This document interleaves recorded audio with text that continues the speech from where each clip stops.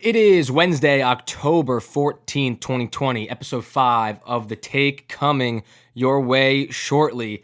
Just want to thank you all for the first month of success with Christian and I working on this podcast. Thank you for the kind words, the viewership. Before you do anything, before you watch any further, give a like, subscribe to the channel. Episode 5 coming up.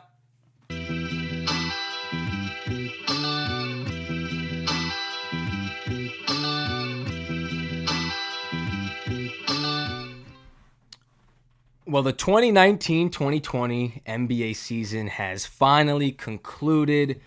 Before I get into anything, how the series went, got to give credit to the NBA, to Adam Silver, making this bubble happen. They played over 150 games in the Orlando bubble with no positive COVID tests. It was unbelievable. We didn't know if we were ever gonna get this season underway again, what the possibilities were going to come from it, but it was pretty smooth. It went swimmingly. Games happened, series happened, the virtual fans were part of the series, and LeBron James got his 4th ring. Congrats, King James, you did it. And, as much as I didn't think the Lakers were going to win, overall didn't feel as if they were the better team, although LeBron and AD, being 2 of the top 5 players in the league on the same court, probably had the edge, obviously. I will say it again, the Heat not being at full strength for the entire series cut,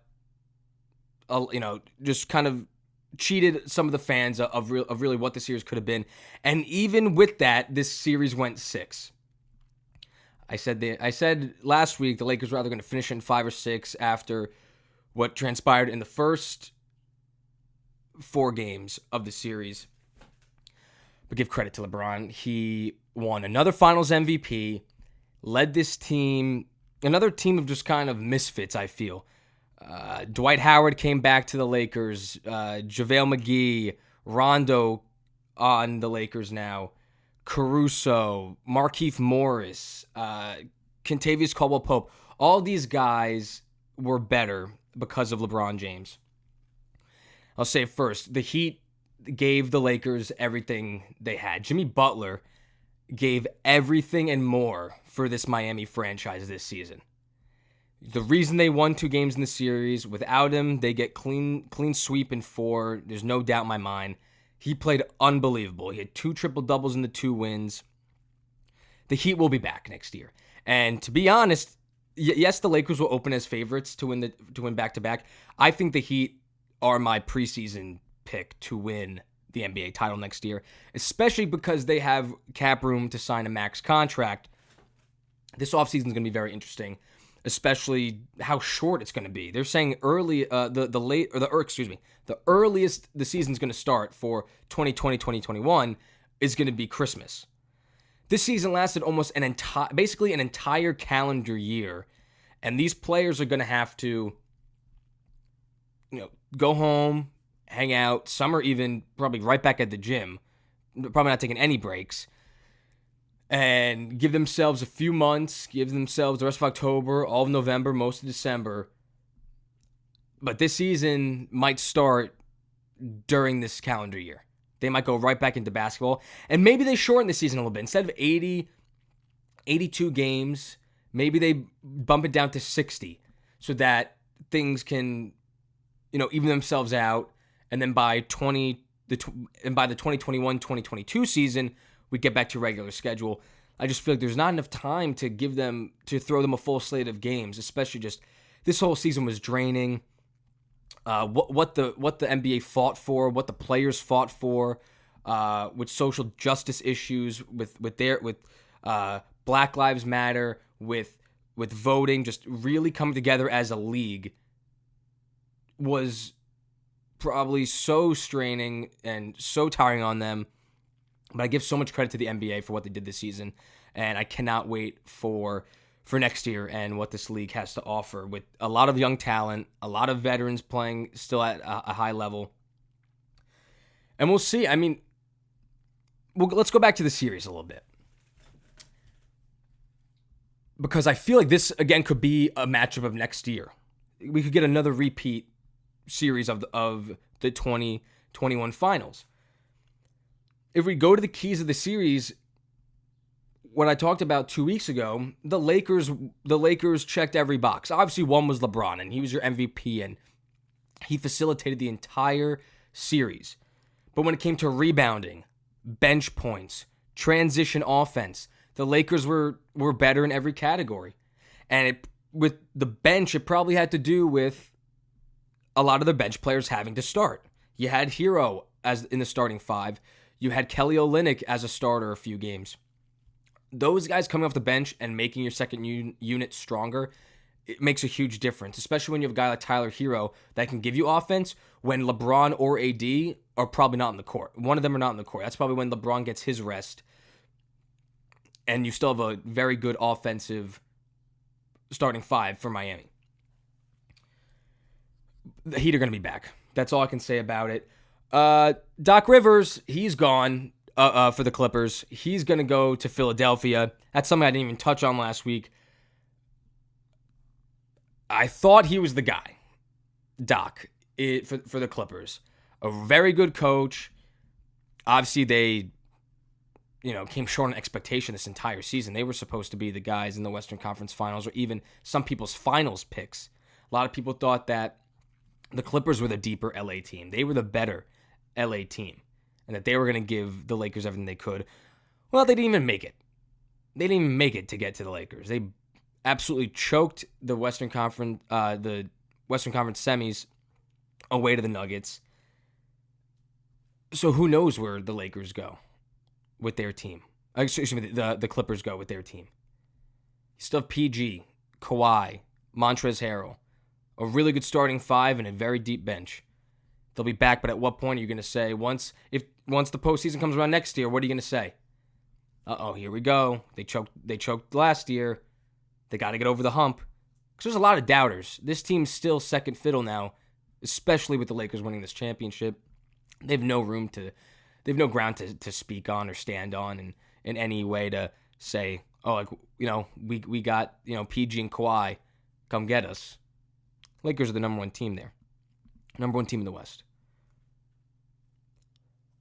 This offseason is going to be very interesting with Giannis, what he decides to do if he stays with the Bucks. Maybe if Joel Embiid goes somewhere. I think there's going to be a lot of musical chairs with the Eastern Conference Finals, and that will give us a better picture, kind of see, hey, who's our top five teams?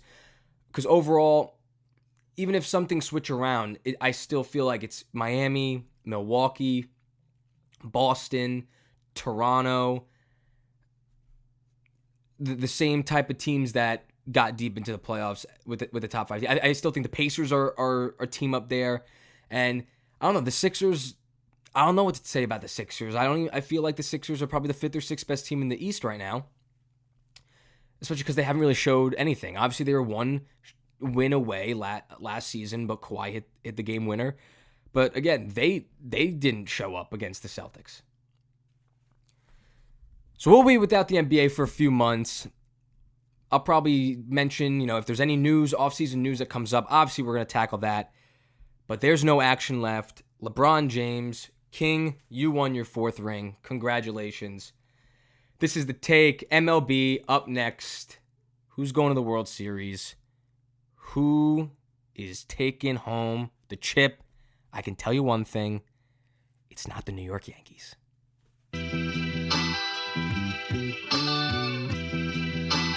To the National League and American League Championship Series. We saw the Braves beat the Marlins in the NLDS. They swept the Marlins. They said, all right, we're the division winners of the East. We took care of you during the regular season. We'll take care of you now. Dodgers took care of the Padres as well. I'm really excited to see those two teams go at it for the next, 5, 10 years, whatever it might be.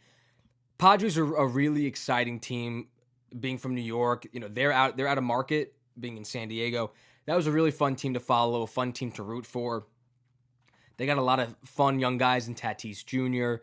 and some good veterans and Hosmer, Machado, and their young arms, especially with Lamet and bringing in Clevenger during this season. The Dodgers, Braves in the NL, and then Tampa Bay Rays took care of the Yanks in a Game 5. Once again, Aroldis Chapman ends the Yankee season giving up a home run in the AL Division Series. Did it in the Championship Series last year. Did in the Division Series this year. And yet, stupid grin he gives on the mound. I want to ask Yankee fans, how fucking annoying is that? Just a little smile. Oh, shit. Just gave up the lead again. Just gave up the game. Lost. Oh, he's stupid and annoying. But baseball's pretty poetic. Broso comes up. He was the guy that, it was kind of the start of that, the little heat exchange. He took, 101 over the head from Chapman. Worked probably the best at bat I've seen this postseason. 10 pitches, fouling off really tough 3-2, 2-2 pitches. Ends up getting that fastball in 100 miles an hour, turns on it, and cranks into the left field stands to give the Rays that 2-1 lead, and ultimately winning 2-1 and knocking out the Yankees again. Yankees fell short. Stinks for them, especially when you had such high expectations. Cole pitched really well in that game. I'm pretty shocked that Boone didn't let him take the full 6th inning. I didn't get bringing in Chapman in the 7th. What were you expected to get? 2 2/3 out of him? 2 1/3? I mean, I don't think you're ever going to get 7 outs from Chapman in that game. But I guess Boone said we're going to win or lose with our best guy on the mound. I don't know. Astros took care of Oakland in that side of the division series. The balls were flying in Dodger Stadium. Homers here, homers there. They looked like pop-ups. They were playing at 1 in the afternoon out in LA. It didn't make sense. Too many home runs. Balls were not hit well. They were going out. Astros took care of Oakland, though. And now we're 3 games in of the ALCS and 2 games into the ALDS. If you looked at statistics straight up, you wouldn't think Tampa Bay is up 3-0 and have a chance to go to the World Series tonight. They're a win away from the Fall Classic and to sweep this AL Championship Series. It's been the tale of both teams during this postseason. The pitching's been really good. For Tampa, Snell pitched really well. Yarborough pitched really well last night.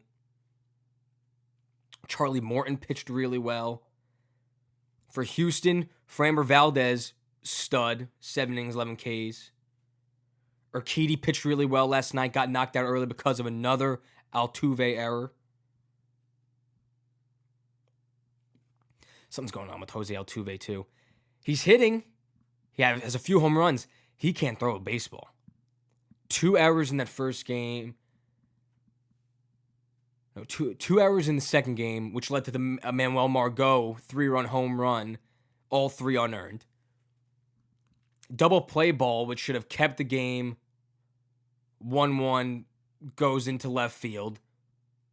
Tampa ends up scoring 5 runs in that inning. It was 1-0. They were up in that game last night at the time. They go, it was 5-1. They end up losing 5-2. He's costing them games, and that's a big reason why they're down 3-0. Springer and Bregman aren't hitting, sure, but they're getting their bat on the ball. Game 2, Bregman went 0 for 5. Average every single ball that he hit, exit velo over 98 miles an hour. And that's just tough luck. We get another thing you got to think about. This looks like a series that a 40-20 team is facing a 29-31 team. The better team is clearly showing up. I think a lot of fans had more expectation. You saw the underdog. They took the Twins in a short series. They took Oakland in a shorter series, 5 games. This is a best of 7. And now you might have thought, all right, Astros are showing that they can still do work in the postseason. Tampa Bay Rays are showing you, hey, we're 40-2, and we are clearly the better team. Kevin Cash has made every correct move for that bullpen. He's made every correct move. It's genius what they're doing. They have their A-list of relievers, and they're not going to be showing them more than, they're not going back-to-back days. He's not going to put out Diego Castillo and Fairbanks back-to-back. He wants different looks. He brought in John Curtis, then Ryan Thompson. Ryan Thompson throwing wiffle ball sidearm sliders to Bregman, striking him out. Things a frisbee going across the zone. It's disgusting. It's nasty. How do you hit that pitch? You don't.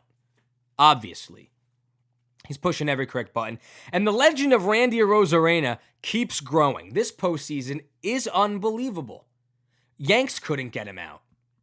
Houston can't get him out. He had a home run in game 1, another few hits game 2, another hit last night. And he's probably going to be in the middle of the order next year. They found something in him. They brought him over from St. Louis. They found something with this kid. He's going to be a good player. Overall, not just the bullpen, because these starters have been unbelievable. Like I said, with Morton and Snell and Yarbrough. And we see Glasnow tonight. Glasnow, 20 strikeouts in 13 postseason innings this year.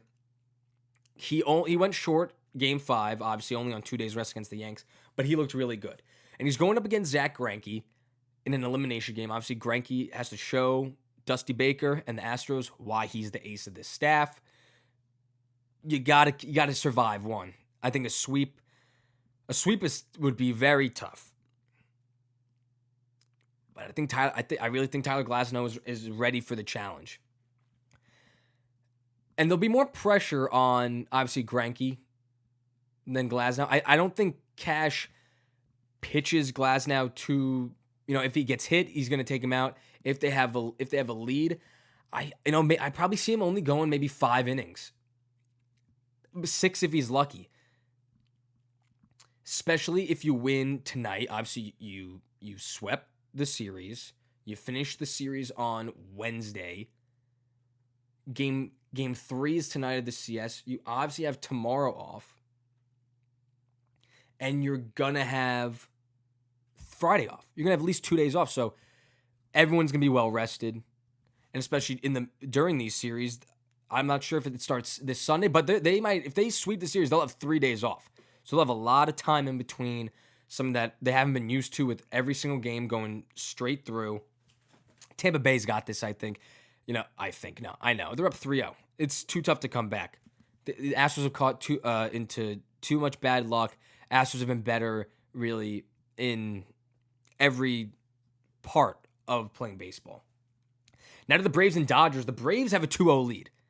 And I like the Dodgers in this series, but I'm not surprised about the Braves. I've watched the Braves all year. Their offense is lethal. Their pitching has been immaculate. The best postseason pitching we've seen all year. Max Fried, Ian Anderson, they shut down the Dodgers lineups. Game 1, Fried took it to them, said, "You can't hit my stuff," 11 Ks. They won 5-1. Mark Melancon caught Ozzie Albies home run in that 9th inning. And he was like, you know what? We're going to do it again. Ozzie hit another one in the Braves bullpen. Melancon goes, "I'm right here. I'm ready to get put in the game. Let's catch it again." Now, the Braves went out to a huge lead, up 7-0 in that 7th inning. And they held on 8-7. Dodgers came alive.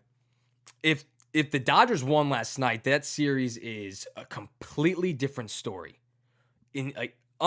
Crazy, just unbelievably different story, being 1-1 after the Braves were up 7-0. Braves bullpen has been so good, and that's why I was really surprised. You have the little blip, but they got the W, and that's all I think that matters. You had the big lead, so Snicker brought in some arms that he really wouldn't. He probably wish he avoided using Melanson last night. Still went to Melanson, had to do it.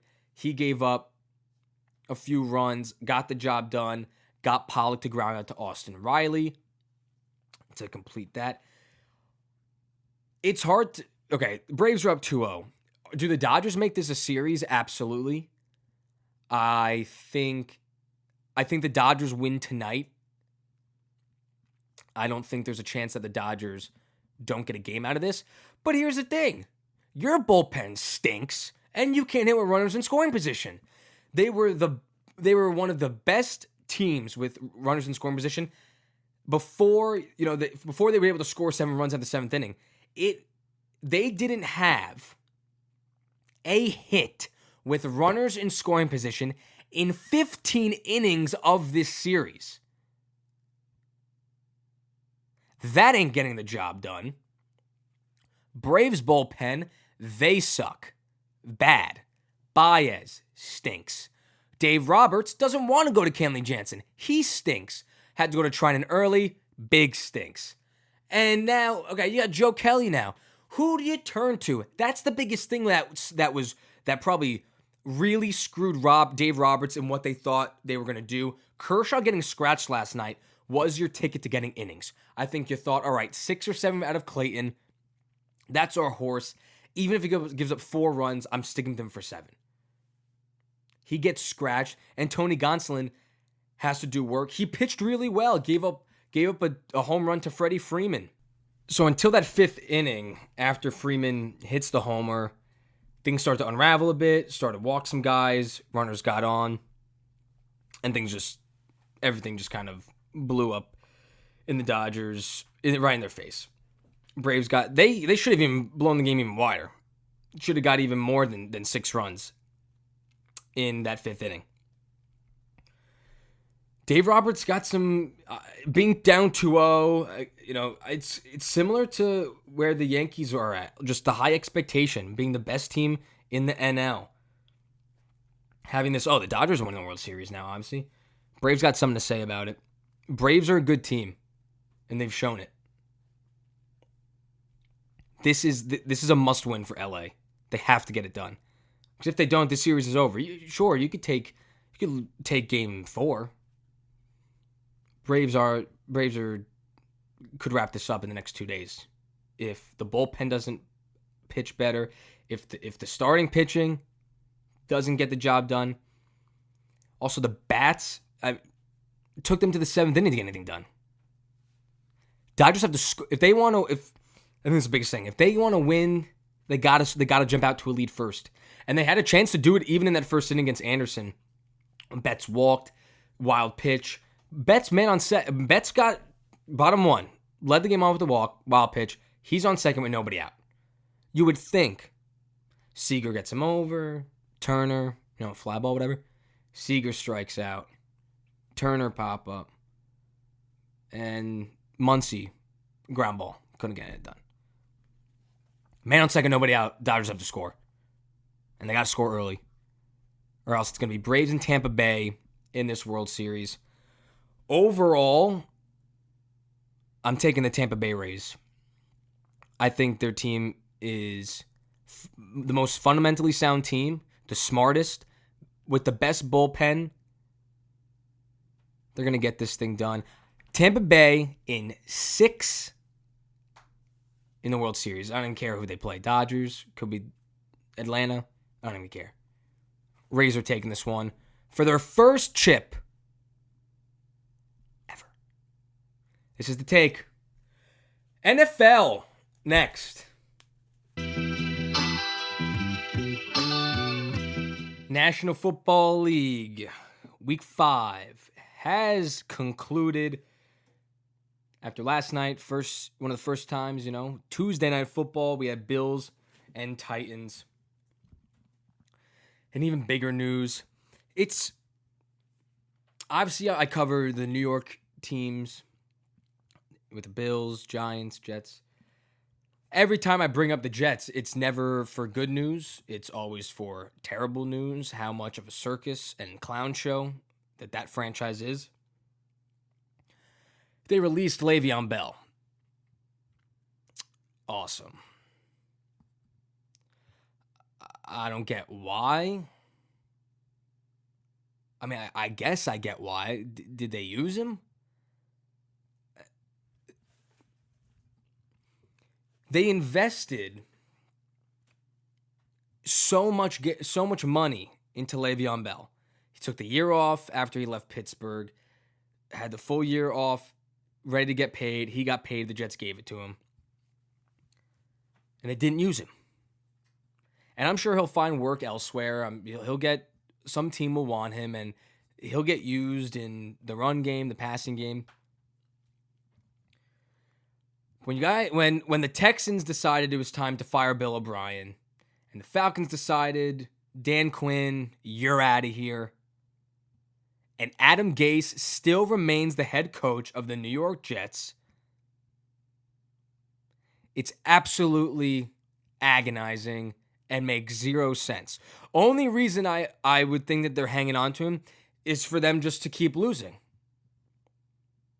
Is for them to get the number one pick, get Trevor Lawrence, and then they'll have another what if in Sam Darnold, and he'll go somewhere else, and he'll be a success, and we're gonna watch what he was capable of doing on another team because they did not give him the pieces here in New York to succeed. Adam Gase should have never been hired to the New York Jets, was not the right fit for this organization, and people continue to say, the Johnsons, very forward-thinking, offensive mind, quarterback whisperer. This dude fucking sucks. Shouldn't get a job again. Shouldn't get a head coaching shot anywhere else. You saw last night. What happened when Ryan Tannehill left Miami and went to Tennessee to go with Mike Vrabel? Dude made an AFC Championship game, and last night gave an ass whooping to the Buffalo Bills, and they won 42-16.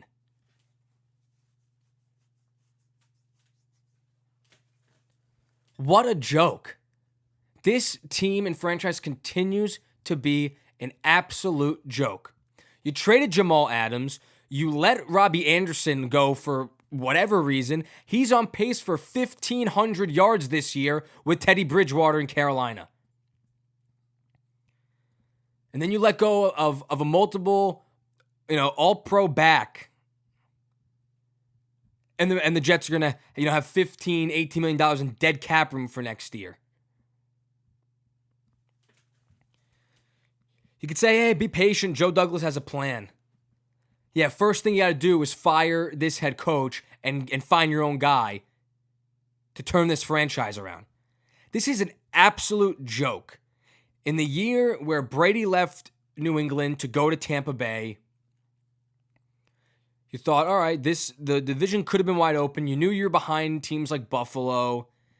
And with the Patriots having multiple opt-outs with their number one defense, they were still nothing. You thought Brashad Perriman was the answer to replace Robbie Anderson, and he's yet to hit the field? I think Braxton Berrios as the number one receiver is going to get it done. Chris Herndon can't catch a football.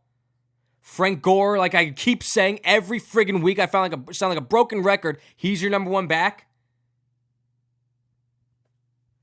This team continues to be a joke, and whenever I mention them, it's because they're a fucking circus. There's not one positive to bring out of the season already. They're 0-5. They suck. I can't wait for their bye week to come up so I don't have to talk about this delusional franchise and who it's run by. At least the Giants played a competitive game against the Cowboys, although they lost on a game-winning field goal. Greg Zuerlein hit that game winner. Dak goes down. His season's over.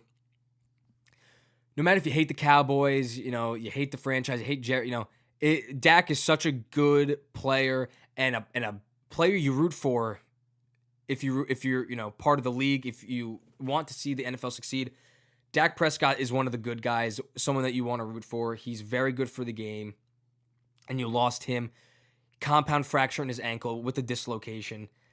You saw it on CBS, and you knew it was bad. He was carted off, crying, and you could tell the crying probably wasn't from pain, but just the realization that his season was over, maybe a sense of letting down his teammates. Very sad, and my thoughts go with Dak on a speedy recovery. You'll be back out there next year. You'll be fine. You're gonna get right back to work and lead this Cowboys team to more wins, and you're gonna get paid. Don't you worry. And now Andy Dalton, who I think is one of the best backups in the league. I think that the Cowboys can still be a very good offense with Andy Dalton. And Dalton, that wasn't great in the final years in Cincinnati, but I still think if McCarthy and the offense goes Dak first and starts running the ball at a higher percentage to, move play action, CeeDee Lamb has turned to like basically the number one receiver for the Cowboys. Amari Cooper is great, but CeeDee Lamb had a fantastic game against the Giants, a fantastic week before. He's becoming a really, really good receiver, probably the best receiver out of the draft right now, out of Oklahoma. Bills lost Tuesday night. They get embarrassed 42-16 to the COVID Titans. They came back, didn't practice for 2 weeks. They came back like they didn't miss a beat. Now the Bills, they were without a lot of their starting defenders, and you could tell that they were out. Not having Tre'Davious White, they exploded Josh Norman all day. A.J. Brown was probably the only target that Tannehill was looking at, and he was threading the needle every single time. Now, Josh Allen probably made one of the worst throws of the season with that second pick. Again, the first 2 picks he had this season, 1 wasn't an interception. 2, you have to catch that ball, the one that Malcolm Butler picked off on that first drive to get in the 30-yard line. The second one, Malcolm Butler, again, he picks off him the second time. That was just a duck. Who was that going to? No one knows. Josh Allen probably doesn't know who that ball was going to. They get embarrassed on Tuesday Night Football. And I'm not here to tell you yet, all right, hey, Bills bad again? No, dude. They're 4-1. They're one of the best teams in this conference.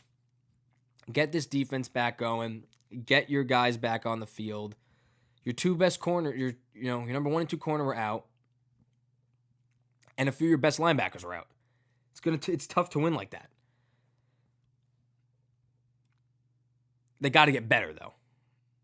And the Titans could be for real. They're 4-0 now. I think everyone thought, oh hey, they've been off for 2 weeks. They're gonna throw up a dud. Tannehill looked really good.